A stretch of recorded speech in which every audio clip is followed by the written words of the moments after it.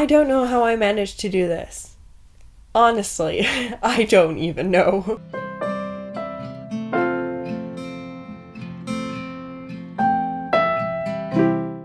Hello and welcome to my channel, The Danish Readaholic. My name is Silke and today I will be doing my wrap-up. As any other wrap-up, I will start off by doing my stats. So let's do it. We're gonna start off with the books that I read this month. So I read 9 books. After 4 months of a reading slump, I managed to read 9 books. Like, who is she? I have read 2,965 pages. I have 6 new to me authors and 3 that I have read before. As for the star rating, it's been really good. I've had 3 stars, 4 stars, and 2 5 stars. Then we have the representation. I have 1 with mental health rep, 1 with LGBTQ+, 1 with racial, 1 with disability, 2 with multiple, and 3 with none. For the author nationality, I have 7 from the US, 1 from India, and 1 from the UK. For the genres, I have 1 contemporary,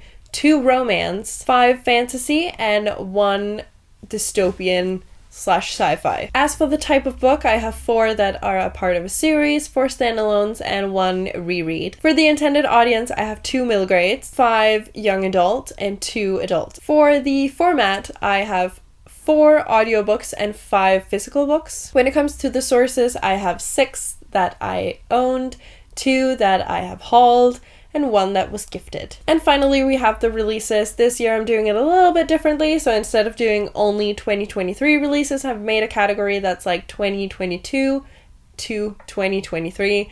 So for that category, I have 4, and for pre-2022, I have 5. Alright, so now I'm gonna tell you a little bit about the books, and I'm doing it in the order of the ranking. So we're gonna start off with my 3 stars. First up, I have Thirst by Varsha Bataj. This is a middle grade following a girl named Faiza, who basically believes that everyone has the right to clean water, which obviously they do. I expected this to be very hard-hitting. It was not. I thought it would be in the same style as like The Breadwinner, where it would be like a difficult topic, but in like explained to children, which it was, but it didn't come across that way to me. It was very much following Faiza and following her trying to figure out what to do about stuff. And it didn't really have anything to do with the water situation. It was more stuff like her brother was being sent away because some people were after him, and she was dealing with him not being there, and then her mother was sick, so she was also sent away to go to a place with clean air and clean water to get better. And she was more so struggling with the fact that her mother wasn't there and not so much the fact that the water wasn't clean. Then she is in like a computer class where she gets the idea for an app. I don't remember the gist of it, but it wasn't what I expected, and I was a little bit disappointed with that because I was actually expecting to cry, and I didn't. And the character, like the main character, kind of annoyed me in a sense, but I don't know. It was also very fast paced, but in like a strange way where I was like, okay, I might have needed a little bit more of an explanation for that, for it to make sense to me.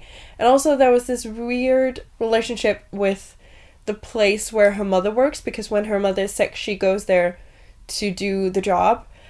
But there was just some kind of strange dynamic there, and I was like, this doesn't really make any sense to me, and I don't like it.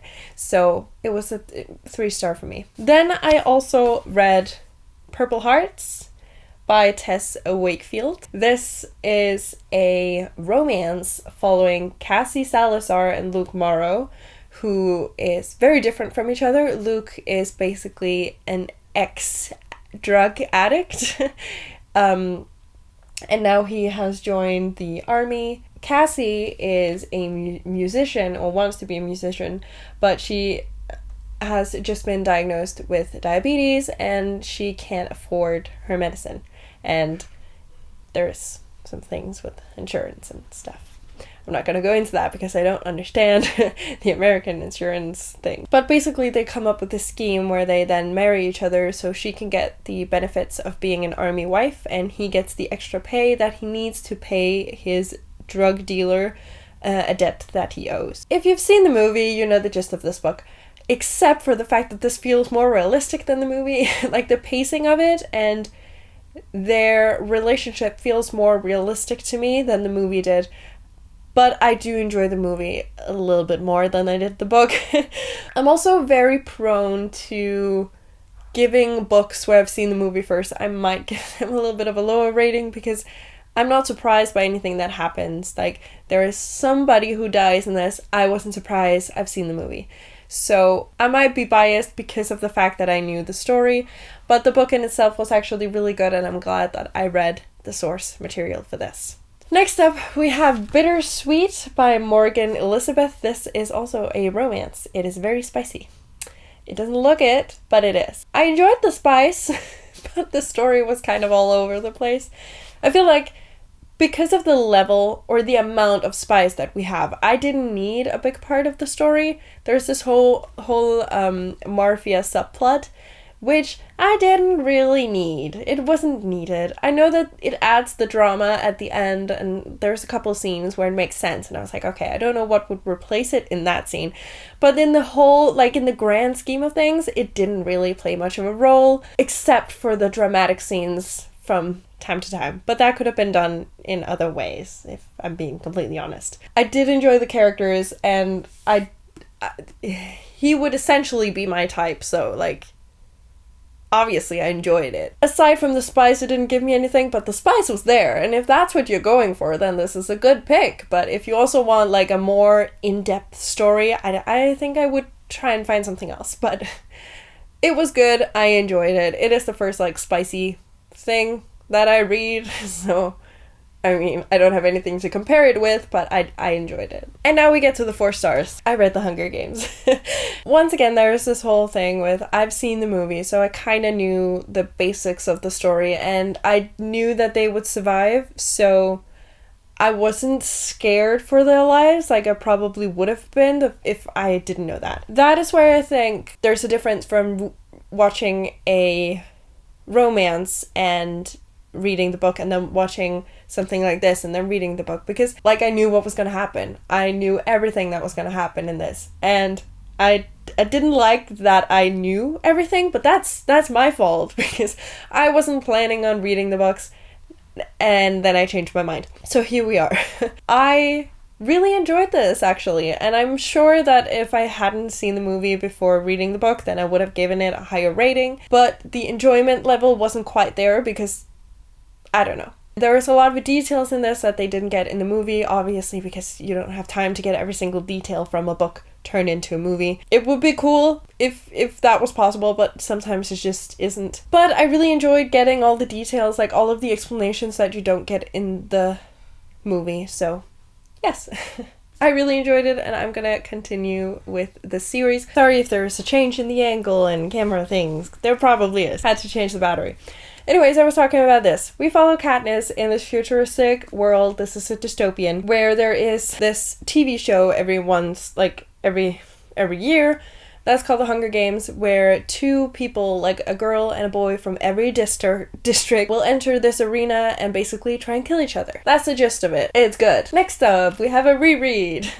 I reread Fable by Adrienne Young because I am probably going to read Namesake this month. I listened to this as an audio, and I also have Namesake as an audio, and I'm planning to finish my game more or less this month so that eventually when I win my game, I will be able to have that be like the last round and then move over to the next game, like the next edition of my game. I read Fable because I want to finish the series, and I have both of them as audiobooks, so I can listen to that whilst doing my game. In this, we follow Fable, who has been left on an island by her pirate father, and then stuff happens, so she has to escape this island, and she does by joining the crew of West, and it's very much found family, and I freaking love it. The ending had me very nervous for what's going to be happening in Namesake, so I'm excited to see. Next up, Romanoff by Nadine Brandes. I did it, guys. It will no longer be in the first line because now I've read it. So, in this, we follow Anastasia. I think her name is Anastasia. She is called Nastya. It is more so historical than I thought it would be. There are so many things in this that feels very historically accurate, and I just really like that. Obviously, it's not 100% historically accurate, but there is a bunch of things in this where I'm like, oh, that is actually correct. So I do like that. This very much reminded me of an animated movie. I think it's from Golden Films. I'll insert a picture or something. I saw that when I was younger, and this is just, it gives me all the same vibe. The thing about this is that when we meet Nastya and the entire Romanov family, they've already been captured by the Bolsheviks, if I am not mistaken, and then they're sent into exile in Siberia, which is one of the first thing that's happened in this. The magic level in this is very, very low, but I did really enjoy it. It seemed more like a historical fiction than it did a fantasy, but then there is a fantasy element towards the end, so I couldn't, it's not classified as a historical fiction, but it has the elements of it, and I really did enjoy it. I'm so glad I read this. I really love like the Russian history vibes. I like Russian history. I don't like Russia presently, but that's a whole different topic. I would recommend this. Very much so. It is really, really nice, and I like the characters, and it made my heart ache. It really did. My last 4-star. Glass Slippers by Leah Sipes. Did I expect to like this as much as I did? No. Did I expect that this book would be the way it was? No, not at all. I don't know what I expected, but it wasn't this. So in this, we follow Tirsa, who is the third stepsister of Cinderella. And Tirsa she was 5 years old when the stuff happened to Cinderella. So Cinderella has kind of pardoned her, and she lives at the castle with Cinderella. But then Cinderella's glass slippers go missing. Now, the glass slippers are apparently a magical item that was meant for Tirsa, but that Cinderella took from her stepmother. The thing I like about this book is that throughout the book, you're not really sure who the villain is. You're not really sure who Tirsa should be trusting. And I really, really like that because Tirsa doesn't know, so we don't know.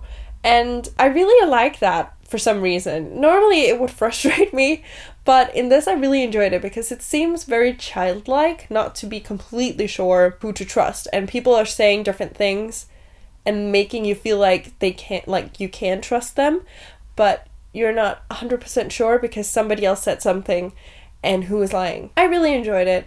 And I also like that it kind of showed a different picture of Cinderella. Like, she wasn't this perfect princess that she always is when she's depicted. There are some things, like, she holds a grudge towards Tirsa because of her family, but she knows that it's not really because of Tirsa, but there's just something in her that's like, okay, I can't 100% trust this child, but I'm doing what I can. And I really like that whole thing. So this was really good, and of the 2 books that I've read in this series, this is definitely my favorite, even though I gave both of them 4 stars. But this is like more like a 4.5, where the other one was a 4. Now, the 5 stars. The first one, I could be biased because I absolutely adore the characters.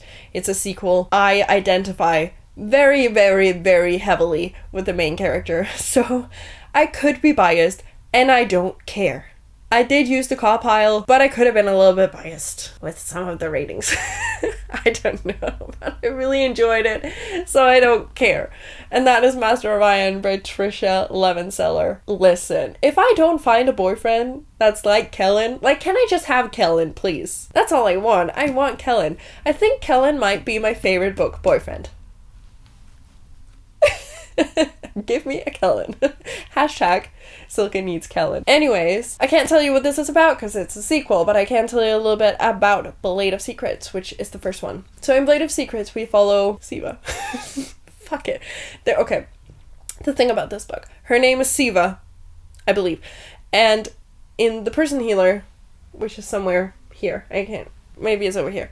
It's over here. Yeah. So in The Prison Healer, her name is Kiva, and I really like both books, so I mix up the characters a lot. Well, not the characters because they're very different, but I mix up the names because they're close. But this is Siva. It doesn't say. Excuse me. Hold on. Yeah, it's Siva. Anyways, we follow Siva, who is a magical bladesmith. She accidentally makes a very, very dangerous weapon after having a warlord commission a weapon for her. She then learns of the warlord's true intentions and then tries to flee and get rid of this magical weapon, and that is where she is joined by Kellen, my baby, her sister Temra, and Patrick, who is a writer. And that is where we have this whole found family trope. We have enemies to lovers, and I freaking love it. This also have mental health rep because Siva has mostly social anxiety, but anxiety all in multiple types, but it is mainly social anxiety that she struggles with. And I really like the way that it's depicted because I have a little bit of anxiety from now and then, and I can relate. I can relate to some of the episodes that she has, some of the thoughts that goes through her mind. I have them as well. And it's just really nice to see somebody that could be me in a fantasy book and find true love. That is Kellen. I want it. I really enjoyed this. This is like a direct continuation, so where the first one lets off, we go straight into that in this. So it's like right after each other, and I really, really like when sequels tend to do that, because sometimes they don't. Even though it's one of my favorite sequels, Incendiary did not do that with Illusionary. There was a time period in between that we didn't get to see, which is fine, but I think I prefer this. I don't know, I really, really loved this. There was so many great scenes in this, and I just really, really loved it, and all of the characters. It was so great. I didn't expect what was going to happen in this, so I don't know. It took me by surprise, and I am happy with it. It was an instant 5-star. Final book in my wrap-up. Okay, so I had picked, for my game, I had picked Skin of the Sea for the mermaid prompt because I thought it was the only one I had. I was kind of bored with it, so I'm not so keen on picking it back up, but I will eventually. But then I remembered, oh wait, I do have another one. To Kill a Kingdom by Alexandra Christo. Listen, I was not prepared. I was not prepared. So in this we follow a siren, and we follow a prince turned siren hunter pirate. They hate each other. Well, not each other, but the prince, obviously, he's a siren hunter. He kills sirens.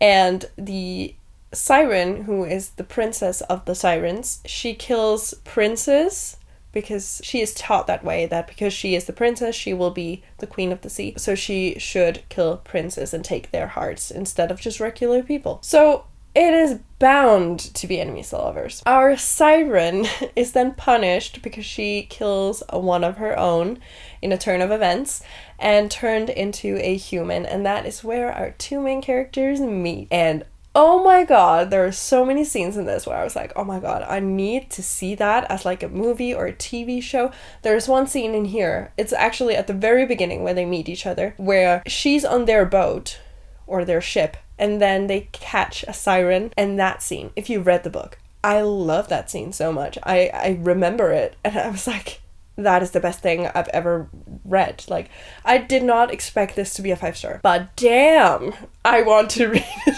again.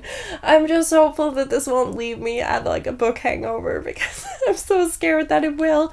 But I love the characters. I love Lyra, I love Elian, I love Madrid, and I love, what was his name, Kay, I think, or Kai. Great characters. Great characters. I will say, I was hoping that there would be a little bit more representation. Like, there is some racial and a little bit LGBTQ+, but not enough that I would count it, so I actually put this as none. Because with the racial thing, it is mentioned once that this character is black. He's a side character, and it's not a big part of his personality. You can't, if it wasn't described, you wouldn't be able to tell, and he is not a big part of the book. Secondly, there is a marriage between two queens, or a princess and a queen, but it's more so for the benefits like of the kingdom and not so much because of love. So I also wouldn't put that as LGBTQ+. I was hoping there would be more, but to be completely honest, I'm fine with it because I love this so damn much, even with no representation. That was it. Now I'm hungry, gonna go and get food.